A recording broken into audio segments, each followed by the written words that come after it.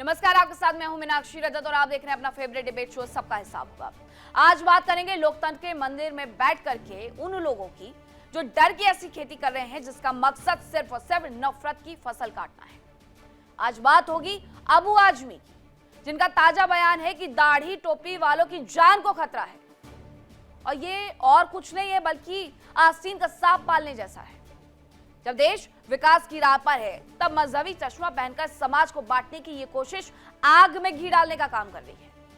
हकीकत यह है कि चुनाव नजदीक आते ही इन सियासी सूरमाओं को दिन में तारे नजर आने लगते हैं और फिर शुरू होता है इनका विक्टिम कार्ड वाला खेल। विधानसभा में सपा विधायक अबू आजमी ने क्या बोला है वो आपको सुनाते हैं। मुसलमानों का सड़कों पर चलना मुश्किल हो गया है। दाढ़ी कुर्ता पहन के जाए कब कौन किसको मार देगा कुछ नहीं मालूम। सारे जहां से अच्छा हिंदुस्तान हमारा, मुश्किल बहुत है लेकिन रहना यहां हमारा। अगर सब बुलबुलें यह कहकर खामोश हो गई हैं, सब बुलबुलें ये कहकर खामोश हो गई हैं कि कौए के शोर में अब नगमा कहां हमारा। इकबाल आज होते तो आह आह करके कहते बदल गया है हिंदुस्तान हमारा। इकबाल की कविता ही बदल दी। अबू आजमी की सियासत पर एक शेर भी याद आता है कि वो कत्ल भी करते हैं और चर्चा भी नहीं होती, हम आह भी भरते हैं तो हो जाते हैं बदनाम। लेकिन यहाँ उल्टा है कि यहाँ समाज को डराकर हिंदू विरोधी माहौल बनाने की जो टेढ़ी खीर है वो पकाई जा रही है। अब आपको अबू आजमी के बयान के मामले जो ये मायने हैं वो समझा देते हैं। मुस्लिमों में असुरक्षा की भावना पैदा करने की कोशिश इनकी तरफ से ठीक की जा रही है। गंगा जमनी तहजीब को यह खंडित करने का षड्यंत्र रच रहे हैं और ये जो पहला आपने बयान सुना है, ये जहरीले बोल बहुत लंबे वक्त से ये बोलते आ रहे हैं। समाज में ये अस्थिरता फैलाने की कोशिशें लगातार करते रहते हैं। कभी भी कुछ भी बयान दे जाते हैं। कभी टोपी वाले इनको लगते हैं कि सबसे मासूम हो गए हैं, जिनका चलना रहना दूभर हो गया। और ये व्यक्ति टोपी वाला, मैं तो कहूंगी ये व्यक्ति टोपी वाला संसद में विधानसभा में खड़े होकर के ये बयान दे रहा है, ये इसी देश में हो सकता है। विधायक अबू आजमी सुन लेना जरा, ये जनता अब दूध की जली हुई है और अब की इस छल कपट की राजनीति को बहुत खूब समझने लग गई है। याद रखिएगा कि भारत का संविधान सबको सुरक्षा देता है, लेकिन डर फैला करके भाईचारे की बुनियाद हिलाना अपने पैर पर कुल्हाड़ी मारने जैसा है। और आज इसी मुद्दे पर डिबेट के लिए खास पैनल हमारे साथ जुड़ेगा, लेकिन उसके पहले एक रिपोर्ट देखिए।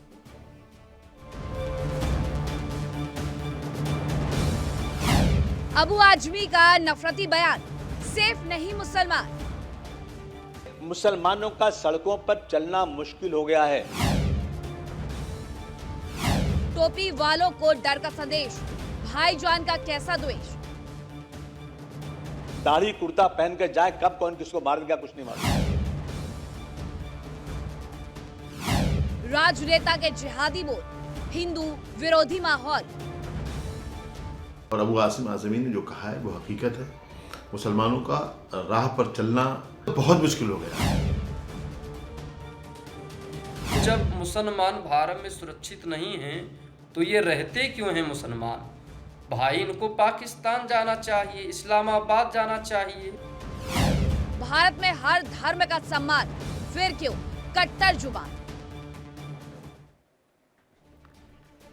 तो अबू आजमी आराम से विधानसभा में खड़े होकर के ये बयान दे रहे हैं। सड़कों पर खड़े होकर के ये बयान देने से शायद ये भी डर गए थे। आज का बड़ा सवाल ये है कि क्या अबू आजमी मुस्लिमों को डर दिखा करके हिंदू विरोधी माहौल तैयार कर रहे हैं? और ये वाजिब सवाल है क्योंकि ये पहला जहरीला बोल तो है नहीं, पहला जहरीला वाक्य तो है नहीं जो उन्होंने विधानसभा के पटल पर रखा है। ऐसे तमाम जहरीले बयानात वो अपनी राजनीति चमकाने के लिए देते रहते। उन्हें लगता है कि बस वही एक मसीहा है इस पूरी दुनिया में, इस पूरे भारतवर्ष में वही एक मसीहा है जो कि मुस्लिमों के बारे में सोचते हैं। वो ये भूल जाते हैं कि आप वही व्यक्ति हैं जो अपने विधानसभा में अच्छे से मुस्लिमों का ही विकास नहीं कर पाते।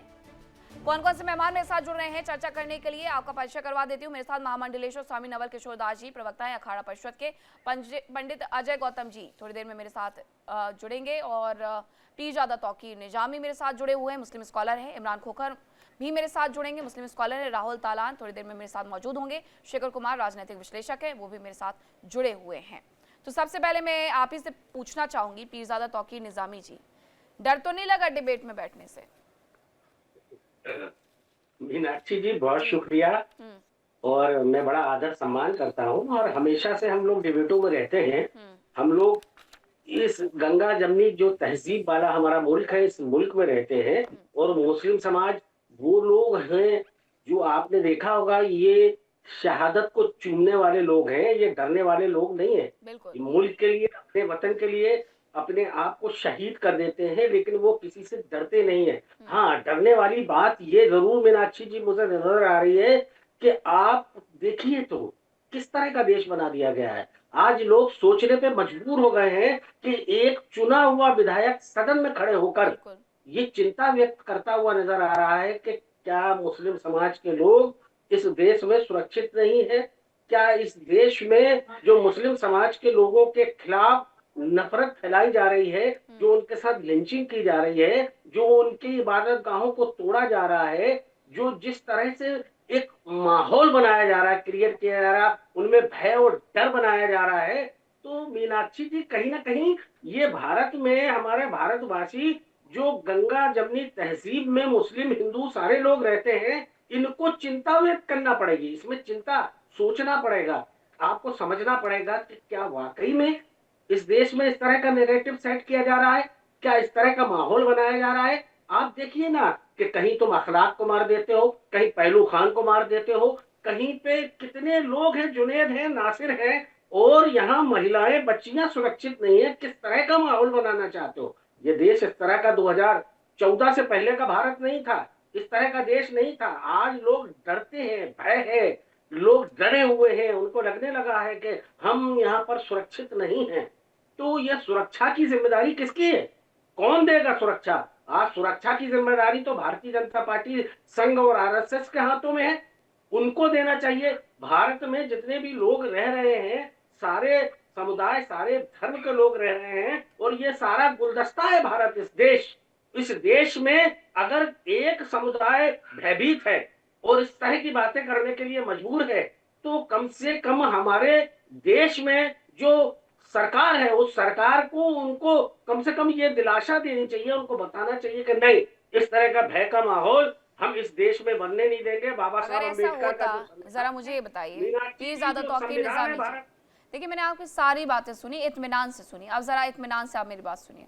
अगर ऐसा होता तो क्या विधानसभा में खड़े होकर के एक मुसलमान नेता ये कह सकता था? मैं तो सीधे पूछती हूँ, टोपी वाले और दाढ़ी वालों को ये जो भड़काने वाला बयान देते हैं, ये टोपी और दाढ़ी नहीं रखते हैं क्या? ये पूछ सकते हैं विधानसभा के पटल पर खड़े होकर के इस तरीके से? इन्हें डर लगा? इन्हें कम से कम ये तो नहीं लगा कि पूछते वक्त इनके पैर वैर तो नहीं थर थर आ रहे थे?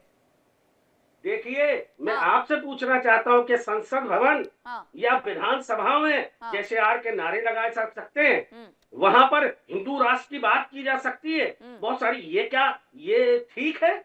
ये क्या धर्म तो और यही लोगों तो मैं को कह रही ये हूँ, उकसाने यही तो वाली इस बात देश की नहीं है क्या? खूबसूरती है ना सर, यही तो इस देश की खूबसूरती है ना कि आप अपने हिस्से की बातें भी रख रहे हैं, आप भड़काने वाली बातें तक रख रहे हैं। इसी देश में 2014 के बाद अगर आप बात करते हैं तो कन्हैया लाल इसी देश में तो 2014 के बाद हुआ।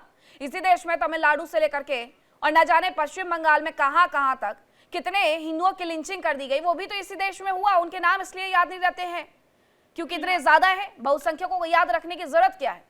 देश में हत्या हुई मुस्लिम रोडों पे नजर आ रहा था, हम उसकी भर्त्सना कर रहे थे। हम कन्हैया लाल के साथ खड़े हैं। हम बंगाल में जो हुआ है, बांग्लादेश में जो हुआ है, जो हिंदू समाज के आत्मा को जलाया गया, हम उसके साथ खड़े हैं। हम नफरत नहीं फैलाना चाहते, हम इस देश में अमन, चैन, भाईचारा। हाँ तो बिल्कुल आप एक संदेश लिखवा करके भेजिएगा जरूर पीरजादा तौकीर निजामी जी, किस तरीके के बयान विधानसभा के पटल पर ना दे। और कोई पहला बयान नहीं था इनका पंडित अजय गौतम जी, कोई पहला बयान नहीं था। ये कोई मौका नहीं छोड़ते हैं, एक तो मीडिया में आने का और दूसरा इस तरीके से नफरती बयान देने का, जिसकी वजह से एक खासे वर्ग को वो ये कह दें कि आपके साथ बहुत गलत हो रहा है, आप सबसे ज्यादा बेचारे। यार इसी डिबेट में बैठ करके तो हम इस बात की चर्चा कर रहे थे ना कि जयपुर से शानदार तस्वीरें आई है कि ईद के अवसर पर हिंदुओं की तरफ से फूल वर्षा की जा रही है। ये सब कुछ इन्हें महाराष्ट्र में नजर नहीं आता है। पंडित अजय गौतम जी देखिए, अभी पीरजादा तौकीर निजामी साहब ने बहुत बढ़िया बात कही कि मुसलमान इस देश में डरा हुआ है।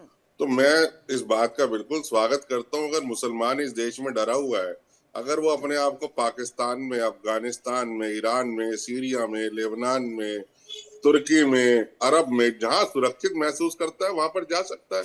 क्यों इस असुरक्षित और भय वाले माहौल में मुसलमान रहना चाहता है? हमें तो ये बात समझ में नहीं आ रही कि आप डर भी रहे हो और डरते हुए और डरा भी रहे हो।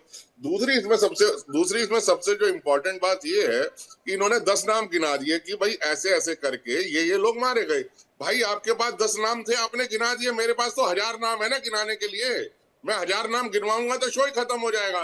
मैं अगर साबरमती एक्सप्रेस से शुरू करूं S6 बोगी में, जिसमें 59 कार सेवकों को जिंदा जला दिया गया तो 59 नाम लेने में आधा प्रोग्राम चला जाएगा। बताना पड़ेगा कि एक आदमी मुस्लिम समाज के लोगों को गोलियों से भूनता हुआ नजर आ रहा था। पीरजादा साहब, मैंने आपके बीच में नहीं बोला ना, आपको सुना ना, मैंने आपको सुना ना। इतना धैर्य तो रखिए ना, इतना धैर्य रखिए, अपनी बारी का इंतजार करो, अपनी बारी का इंतजार करिए ना, अपनी बारी का इंतजार करिए साहब। तो मैं बोल लूं, खत्म करिएगा ना। आपके पास 10 नाम थे, पहलू खान था, तौकीर था, आपने गिना दिए। मेरे पास 1000 नाम है, मैं नहीं गिना पाऊंगा, प्रोग्राम खत्म हो जाएगा, मजबूरी है।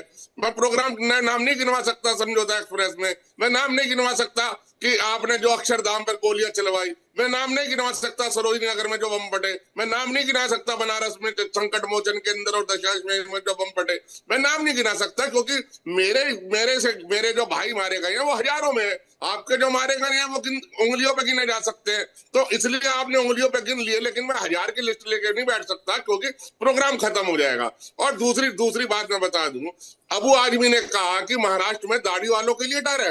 मैं सच कह रहा हूं, डर है, क्योंकि जो हमारे महात्मा मारे गए थे पाल घर के अंदर, उनकी सबकी दाढ़ियां ही तो थी।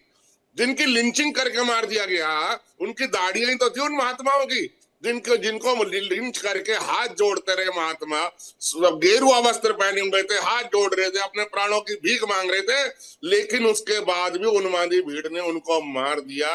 ये बात सच है कि दाढ़ी वाले सुरक्षित नहीं है, लेकिन वो कहने में फर्क कर गए। देखिए इंडिया डेली 24/7 अब आपकी स्मार्ट टीवी पर। इंडिया डेली मौजूद है सभी डिजिटल प्लेटफॉर्म पर लाइव और लगातार। इंडिया डेली 24/7 हर दिन राष्ट्र को समर्पित।